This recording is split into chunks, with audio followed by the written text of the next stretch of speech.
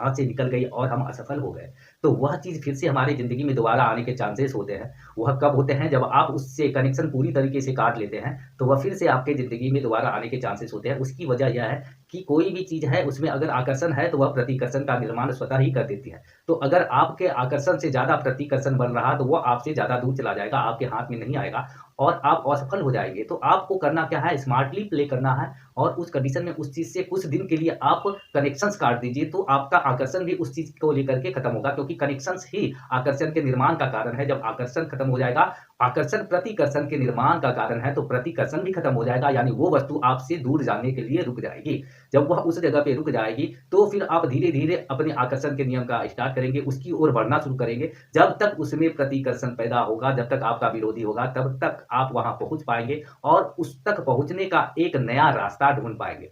क्योंकि हम जब एक ही रास्ते पे चलते जाते हैं, तो हमारा मन जटिल हो जाता है और वह रास्ता हर कोई जानता है। इस वजह से हम प्रतिकर्षित हो जाते हैं, आगे बढ़ नहीं पाते हैं। एक प्रकार से जड़ता आ जाता है, हर चीज़ें एक प्रकार से हमें रोकती है, आगे नहीं बढ़ने देती है। तो उस कंडीशन में यह ज़रूरी है कि रास्ते को बदलना है या रास्ते को सुधार करना है, उसके लिए भी कनेक्शंस को काटने ज़रूरी हैं। और जब आप कनेक्शंस काट देते हैं, तो आपका मन शांत हो जाता है और एक नया रास्ता दिखने लगता है। आपको पता चल जाता है इस रास्ते पे चलना है या इस पे सुधार करना है। जब आप स्मार्टली प्ले करेंगे, तो उस कंडीशन में नया रास्ता आपको मिल ही जाएगा और फिर आप वहाँ तक पहुँच जाएँगे और वो चीज़ जो आपसे दूर जाती हुई लग रही थी, वो फिर आपके हाथ में आ जाएगी, आप सफल हो जाएँगे। इसीलिए प्रतिकर्षण और आकर्षण के नियम के हिसाब से आपको चलने की ज़रूरत है। और जब भी लगे कि नहीं ये समस्याएँ उत्पन्न हो गई, असफल हो गई, उन सब चीज़ों पे कुछ दिन के लिए आप चर्चा ही बंद कर दीजिए। आप स्वतः ही उन सब चीज़ों से उभार हो जाएगा। जब आपका उभार हो जाएगा, आपका मन शांत होगा, तो नए विचार की उत्पत्ति हो जाएगी।